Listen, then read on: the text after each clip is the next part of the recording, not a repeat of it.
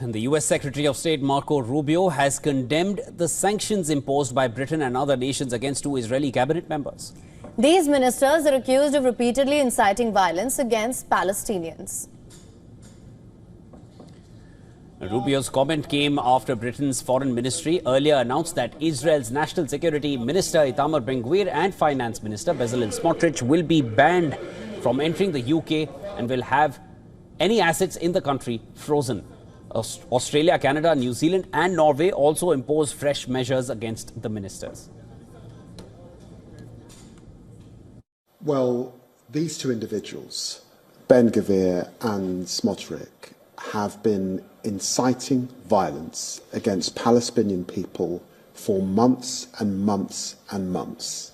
And alongside our partners, Canada, Australia, New Zealand, and Norway, today we are announcing sanctions against those individuals because we have been absolutely clear. This has to stop, and we stand for a two-state solution.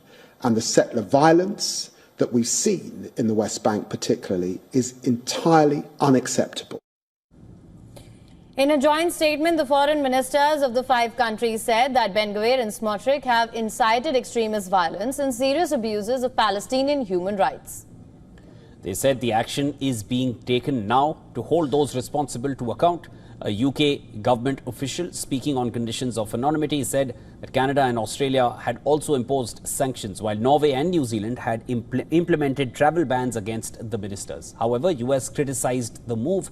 Marco Rubio in a statement said that these sanctions do not advance US-led efforts to achieve a ceasefire, bring all hostages home and end the war in Gaza. The sanctions mark a break between the 5 countries as Israel's closest ally, US, with Rubio urging partners not to forget who the real enemy is and to stand shoulder to shoulder with Israel against Hamas.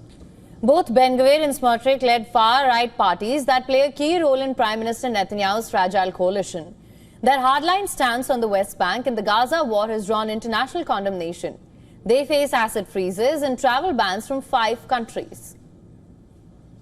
Reacting to the sanctions, Israel's foreign minister Gideon Sa'ar says that the government would hold a special meeting early next week to decide how to respond to the unacceptable decision.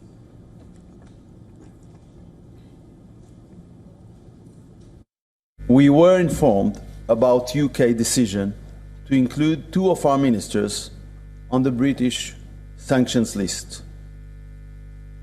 It is outrageous that elected representatives and members of the government are subjected to this kind of measures. I discussed it earlier today with Prime Minister Netanyahu, and we will hold a special government meeting early next week to decide on our response to this unacceptable decision. Meanwhile, Smotrich has directed the finance ministry to cancel a waiver that allowed Israeli banks to work with Palestinian ones. Local media reports said that Smotrich's order came in response to the sanctions, even though the Palestinian Authority is not known to have any involvement in the joint decision by the UK and other countries. The Palestinian economy relies heavily on the bank's relationships with their Israeli counterparts to process transactions made in shekels, as Palestinian Authority does not have its own currency.